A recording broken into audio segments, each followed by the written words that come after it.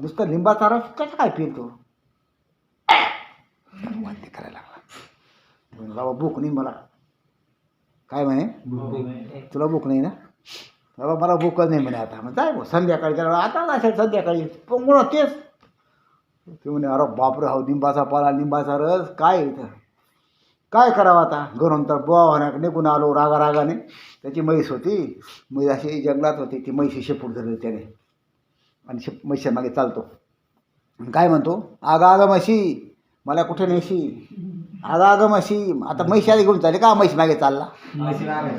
म्हैस मागे हात चालला पण नाव कोणाचं होतो म्हैस धरून संध्याकाळी घरी आगा म्हशी मला कुठे नेशी. आता म्हणेल का बोवून जाईल.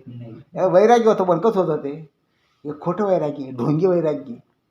अशा वैराग्याने परमार्थ होत नाही. हो भगवंताच्या कृपेने वैराग्याचे प्रकार सांगितले शास्त्रामध्ये. प्रसूती वैराग्य स्मशान वैराग्य. हो कोणते वैराग्य आहेत. प्रसूतीचं वैराग्य असते स्मशान वैराग्य. हे प्रसूती वैराग्य थोडं सांगण्यासारखं नाही. गहू नाही ते. स्त्री जेव्हा प्रसूत होते बाळंतीण होते तेव्हा त्याला खूप दुःख होतं वेदना होतात. तेव्हा तिला वाटलं फार वाईट आहे आता मी पुन्हा हे करणार नाही पण तत्पुरतं येते. स्मशानामध्ये जातात लोक वाटे लावायला. एखादा तरुण मरून गेला तिथे बसतात लोक. अरे अरे अरे अरे काही खरं नाही हो सगळं खोटं आहे. सगळा काही बरोबर येत नाही. सगळा खोटा पसार आहे काही नाही असं म्हणतात ते. पण कुठपर्यंत बसतात ते. त्याला काडी लागून गेले चालले उठून गेले. चला भाऊ गाई सोडायची आहे चला भाऊ कांदा लावायचे आहे निघाला विसरून जातो. ते कोणतं वैराग्य आहे स्मशान वैराग्य. तात्पुरतं होणारं वैराग्य स्मशान वैराग्य. पण जे खरं वैराग्य जिज्ञासा वैराग्य ज्याला म्हणतात ते हो वैराग्य मुख्य हे प्रकार आहेत त्याचे. जे प्रसूती वैराग्य स्मशान वैराग्य आणि जिज्ञासा वैराग्य भगवंताला जाणण्याची इच्छा. हो असं हे वैराग्य. असा हा प्रसाद भगवान देतो. कोण देतो वैराग्य स्थिती देजे पसाय तया. म्हणजे ईश्वराची कृपा झाली म्हणजे देव वैराग्य देतो. म्हणून कशाची गरज आहे काय करा तू पाहिल्या कशाची गरज लागते लक्ष ठेव जाय. कोणत्या कोणत्या कृपा झाल्या आता आपल्या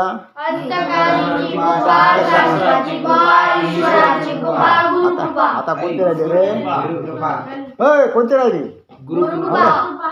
आता सद्गुरूची कृपा कशा करता लागते संसारातून पार पडण्याकरता जन्म मरणाच्या बंधनातून मुक्त होण्याकरता ईश्वराची गुरुची कृपा लागते. कोणती कृपा लागते गुरुची कृपा. गुरु कृपेशिवाय संसार बंधनातून माणूस पार पडत नाही.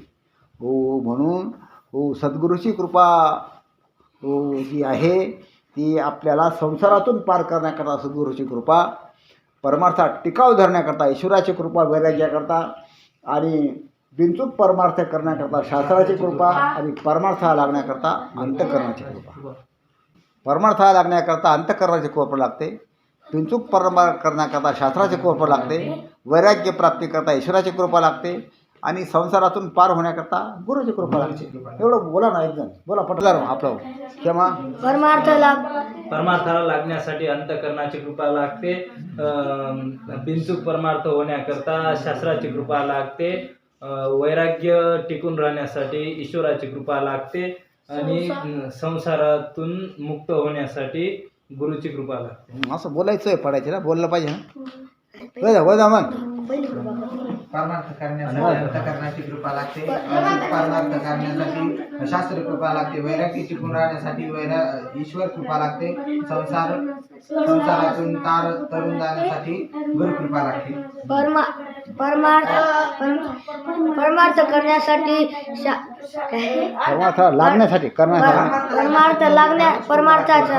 परमार्थाला लागण्यासाठी अंतःकरणाची कृपा लागते. परमार्थ बिनचूक करण्यासाठी शास्त्राची कृपा लागते.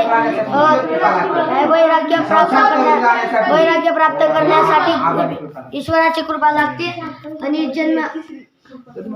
जन्म मरणाचे बंधनात पार पडण्यासाठी गुरु कृपा लागते.